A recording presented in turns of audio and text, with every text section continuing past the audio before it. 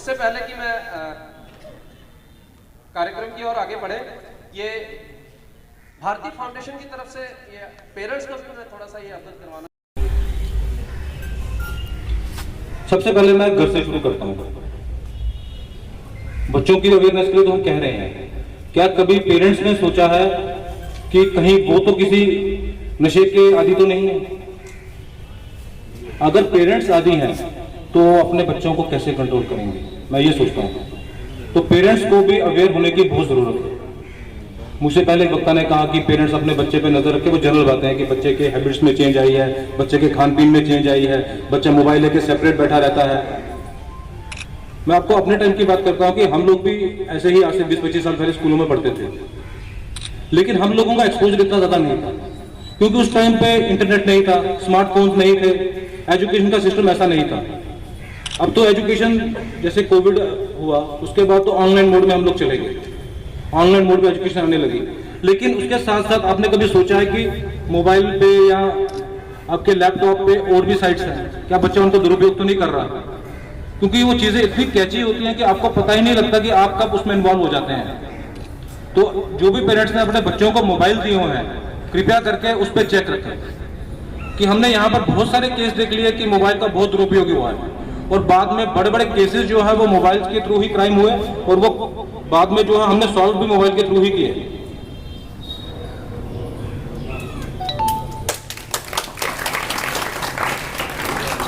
उसके बाद आप अपने बच्चों पे नजर रखिए कि बच्चों का साथ किनके साथ है, साथी कौन है, दोस्त कौन है, उन बच्चों का कंडक्ट कैसा है।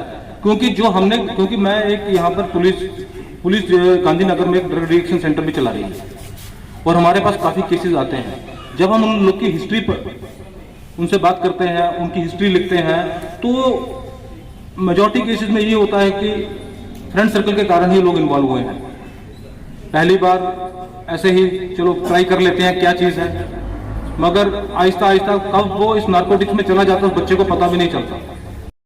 न्यूक्लियर फैमिलीज हैं, एक एक दो दो बच्चा है, अगर एक बच्चा इन्वॉल्व हो गया तो मान लीजिए कि वो परिवार पूरा ही जब खात्मे की कगार पे आ जाता है।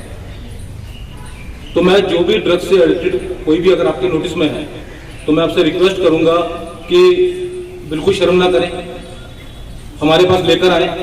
हम उसे बिल्कुल भी कोई क्रिमिनल नहीं मानते हैं, हम उसे एक पेशेंट मानेंगे, हम उसका इलाज करवाएंगे ताकि वो नॉर्मल लाइफ जी सके। और एज ए पुलिस ऑफिसर हमारी तो ड्यूटी बनती है, लेकिन एज ए सिविल सोसाइटी आप लोगों की ड्यूटी बनती है, जो एजुकेशन में जो टीचर्स हैं इनकी ड्यूटी बनती है, समाज के हर आदमी की ड्यूटी बनती है, क्योंकि समाज हम सब मिलकर ही चलाएंगे। कोई अकेला आदमी कहे कि मैं समाज चला सकता हूं, वो नहीं चल सकता। हम सबकी एक जॉइंट रिस्पॉन्सिबिलिटी है।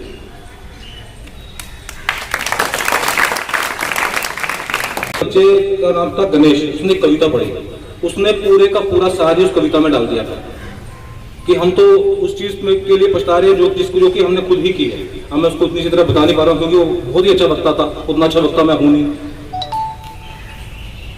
उसके बाद मैं बिश्नाह का मैंने एक बताया कि यहाँ पर नार्कोटिक्स की प्रॉब्लम है, और हमने काफी केसेस कैच भी किए हैं, और हम काफी लोगों को ट्रैक भी कर रहे हैं। लेकिन बिश्नाह में यहाँ से काफी लास्ट ईयर भी एक लड़का सुचिता शर्मा यहाँ से सिविल सर्विसेज क्वालिफाई करके गया, उससे पहले भी यहाँ के लोगों ने सिविल सर्विसेज क्वालिफाई की। यहाँ के डॉक्टर्स हैं, यहाँ के और भी मैंने देखा लोगों ने लाइफ में काफी आगे दूर तक अचीव किया हुआ है। तो आपके रोल मॉडल्स वो होने चाहिए। मैं स्कूल की प्रधानाचार्य से ये भी रिक्वेस्ट करूंगा कि जो बच्चे यहाँ से लोकल यहाँ से एक्सेल किए हैं उनको भी यहाँ पर बुलाएं, और उनसे भी बच्चों को एड्रेस करवाएं, ताकि वो ये उनको अपना रोल मॉडल बना सके, उनसे मोटिवेशन लें और लाइफ में एक्सेल कर सके। आपके कॉलेज में, आपके मोहल्ले में कोई भी ऐसा व्यक्ति है जो नशे की तरफ, अब्यूज क्यों कहते हैं? किसी भी चीज को एक्स्ट्रा मिस यूज करना, उसको अब्यूज कहेंगे। एक्स्ट्रा में ड्रग ऐसा नहीं है, ये ड्रग्स के जो बहुत हर चीज में जो है ड्रग्स है, जो हम लेते हैं, मेडिसिन लेते हैं, लेकिन वो पॉजिटिव बेस है। लेकिन किसी भी चीज को एक्सेस लेंगे तो एडिक्शन हो जाएगी, एडिक्शन उसका आदी हो जाएगा, तो उसके साथ उसको एक लत लग जाएगी जो जाएगी नहीं। तो उसके साथ साथ एक फैमिली में एक मेंबर को अगर हो जाए तो पूरी फैमिली जो बर्बाद हो जाती है। एक बच्चा, आज तो स्मॉल फैमिली है, न्यूक्लियर फैमिली है, 2 बच्चे हैं, तो पेरेंट्स क्या है, उनके प्रेफरेंस क्या है, बच्चों को अच्छा एजुकेशन देना, अच्छा समझाना, अच्छी इनकी एक्टिविटीज देखना। लेकिन डिस्ट्रैक्ट हो गया बच्चा, एक बच्चा भी हो गया तो पूरी फैमिली जो बर्बाद हो जाएगी। बर्बाद छोटी छोटी चीज़ों पे, ये इन चीज़ों को वर्कआउट करना। दो जहाँ 6 घंटे बच्चे जो है स्कूल में रहते हैं तो उसके अलावा घर में रहते हैं। अच्छी पेरेंट्स को भी और टीचर को भी, दोनों को मिलके इनकी एक्टिविटीज को जरूर देखना चाहिए, इनकी चेंजेस में कैसे आ रही हैं। पेरेंट्स को इस पे ध्यान देना चाहिए अपने बच्चे में, बच्चे की एक्टिविटीज में। जल्दी आ रहा है, क्यों आ रहा है, अंदर अकेले बैठ रहा है, क्यों बैठ रहा है। और इसके अलावा अगर बच्चा पैसे बार बार मांग रहा है तो रीजन क्या है, ये इसको जानना चाहिए।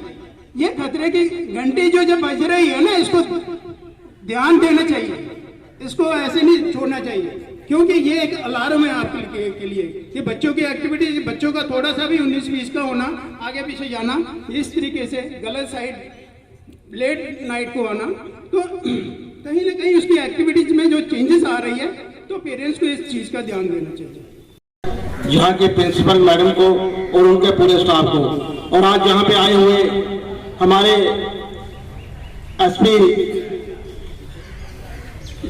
बिश्ना और एसएचओ बिश्ना, तहसीलदार सोहर रैना जी बिश्ना, और इस वार्ड के जहाँ जिस वार्ड में ये हाई सेकेंडरी स्कूल है उस वार्ड के कारपोरेटर हमारे साथी बलबीर कुमार जी, और हमारे जो एग्जीक्यूटिव अफसर थे ईओ वो कहीं काम से बाहर उनकी जगह पे आए हमारे वैभव सैनी जी, और इस हाई सेकेंडरी स्कूल के जितने भी बच्चे हैं और उनके पेरेंट्स, ये प्रोग्राम हमें देखकर बहुत ही अच्छा लगा। क्योंकि आज का जो समय है, खासकर जो नशे की तरफ हमारा झूठ जा रहा है, इसको हमने झूठ को बचाना है। झूठ को हम तभी बचा सकते हैं कि अगर हम सभी सोसाइटी के लोग जिस भी जिम्मेदारी पे हैं कि सभी इकट्ठे हो जाएं, ताकि अपने आने वाले झूठ को हम बचा सकें। क्योंकि हमारा जो पड़ोसी मुल्क है, आपको पता है, वो कई बार हमारे साथ जंगें लड़ चुका है, लड़ाइयां लड़ चुका है, लेकिन हर बार उसने हार ही खाई है। लेकिन इस बार उन्होंने अभी ऐसा ही है कि बुलाया है कि हिंदुस्तान को हम अगर हरा सकते हैं तो उनका यही मकसद है कि इनके हिंदुस्तान का जो झूठ है उसको नशे की तरफ लिया जाए। हमारे जितने भी बेल्ट फोर्स के लोग हैं, आप देखिए कि दिन रात वो बॉर्डर पे अपनी जान की बाजी लगाकर सड़क पे बैठे हुए हैं ताकि बाहर से कोई नशा जहां पर ना आ सके। लेकिन पड़ोसी मुल्क बार बार ऐसी हरकतें करता है, किसी न किसी नजरिए से, किसी न किसी तरीके से हमारे हिंदुस्तान में, हमारे जम्मू कश्मीर के अंदर वो नशा फैलाने की कोशिश करता है। उसका कहीं ना कहीं हमारे लोगों का भी हाथ है। जो लोग इस काम में लगे हुए हैं, जो इस लोग का इस काम में करते हैं, हमें लोगों को उन पर कड़ी नजर रखनी चाहिए ताकि ये काम वो कर ना सके। क्योंकि हमारे जितने भी, मैं कहूँगा, हमारे अगर इलेक्टेड रिप्रेजेंट जितने भी लोग हैं, पंच हैं, सरपंच हैं, चाहे म्यूनसिपैलिटी के अंदर हमारे जितने कारपोरेटर हैं, हमें अपने सभी वार्डों में ध्यान रखना चाहिए कि हमारी वार्ड के अंदर कौन से ऐसे लोग हैं जो ऐसा काम कर रहे हैं। वो ये मत सोचे अगर कोई काम कर रहा है कि वो नशा बेचेंगे तो अपने आप को सुखी पालेंगे, क्योंकि आने वाली जो उनकी भी नस्लें हैं, उनके भी जो बच्चे हैं, वो भी ऐसा ही करेंगे। कहते हैं कि जैसा करोगे वैसा पाओगे। तो हमें जितने भी हमारे साथी हैं, मैं अपने जो सोशल मीडिया के लोग हैं उनसे भी कहूंगा कि हमें जैसे हमारे एसएचओ बिश्ना, वो बहुत ही अपना अच्छा कार्य कर रहे हैं। अभी पिछले दिनों एक मैं वाकया बताऊंगा कि स्मैलपुर बोरोड़ी का एक लड़का था, उसकी इतनी अच्छी फैमिली है, इतना उनका अपना कारोबार बिजनेस है, लेकिन जहां चोरी में वो चिट्टा लेने आया था तो उसको पकड़ा गया। अभी 6 महीने हुआ था उसकी शादी की हुए, लेकिन उसकी बीबी और वो कह रहे थे कि हम कहां फंस गए हैं। क्योंकि ये जो नशा है, जब किसी को ये लग जाता है तो उसको छूटना बहुत ही मुश्किल है। और इसका कारण अभी जो हमारे पहले साथी ने बताया कि आज अगर चोरियां हो रही हैं कहीं स्कूटी चोरी हो रही है, कहीं किसी घर में चोरी हो रही है। इसका कारण यही है, जो लोग नशे की तरफ लगे हैं, जो लोग नशा कर रहे हैं, वो ही इसमें सब इन्वॉल्व हैं। क्योंकि ये जो नशा है ये इतना महंगा है, इतना कॉस्टली है। पहले पहले तो जब ये लगते हैं तो घर से पैसे किसी ना किसी तरीके से ले लेते हैं, लेकिन अब जब पेरेंट्स से बच्चे पैसे मांगेंगे, एक दिन 100 मांगेंगे, 200 मांगेंगे, जब उनको घर से पैसा नहीं मिलेगा तो फिर वो चोरियां करेंगे, डकैतियां करेंगे, लड़ाइयां करेंगे। तो इस नशे को पूरा करने के लिए तो मैं फिर यही कहूंगा कि हमारे जितने भी सोसाइटी के लोग हैं उन्होंने सभी ने ये प्रण लेना चाहिए कि ये जो नशा बेचने वाले लोग हैं इनको किसी भी सोसाइटी में बैठना देने नहीं चाहिए, इनको बिल्कुल बाइकाट करना चाहिए। और जो ऐसे प्रोग्राम जो चल रहे हैं और भी कहेंगे कि हमारे तहसीलदार बिछना, SHO बिछना, कि ऐसे अवेयरनेस प्रोग्राम होने चाहिए। जहां भी हमारी जरूरत पड़ती है हम इनके साथ कंधे से कंधा मिलाकर खड़े हैं। जहां भी इनको हमारी जरूरत होगी हमारे काउंसलर के साथ, हमारे लोगों के साथ, क्योंकि हमें ये प्रण लेना ही है कि इस नशे से मुक्त होना है। ये एक अवेयरनेस प्रोग्राम नहीं कि आज जहां पे आए हैं हमने दो बातें अपनी सुनाई तो दूसरे ने सुनाई तो चले गए, इसका कोई अमल नहीं हुआ। इस पे अमल करना होगा। अमल तभी होगा कि हम जब अपने दूध को बचाएं। और खास नशीले पदार्थ से रहे दूर, जीवन का सुख पाओ भरपूर। इसी के साथ मैं अपनी वाणी को विराम देता हूँ। आप सभी ने अपना बहुमूल्य समय निकालकर मुझे सुना, इसके लिए धन्यवाद। जय हिंद, जय भारत। समाज में मुख्य धारा से यही बच्चे जो है ये डिस्ट्रैक्ट हो जाते हैं, क्योंकि ये बच्चा छोटा है। पेरेंट्स को कर सकते हैं, बच्चे को जो है प्रोटेक्ट करना है, बच्चे को डिफेंड करना है, क्योंकि अगर एकेडमिक साइड के साथ साथ बच्चे हमेशा ही आपके कार्यक्रम के बारे में बताएं, किस तरह से बच्चों को जो है नशे को लेकर जागरूक किया गया है। जैसे कि आप सभी जानते ही हैं कि नशा मुक्त भारत अभियान की एक कड़ी के तहत आज हाई सेकेंडरी स्कूल बिछना में एक ड्रग अब्यूज़ अवेयरनेस पे एक प्रोग्राम ऑर्गेनाइज किया गया। अब जैसे कि इसका थीम ही यही है कि ड्रग अब्यूज़ अवेयरनेस पे लोग बच्चों को अवेयर करना, क्योंकि बच्चे जो हैं, ये जो हाई सेकेंडरी स्कूल है, 9वीं 10वीं 11वीं 12वीं के बच्चे हैं, ये जो सेक्शन है ये बड़ी वल्नरेबल रहती है। और मैंने जैसे कि वहाँ पर मंच पे भी कहा कि बच्चों को अवेयर करना, इनके पेरेंट्स को अवेयर करना बहुत ज़रूरी है, ताकि बच्चे किसी गलत संगत के कारण किसी गलत नशे की तरफ ना मुड़ जाएं। बाकी मैं आपके माध्यम से यही कहूँगा कि आप भी इस मैसेज को आगे लेके जाएं।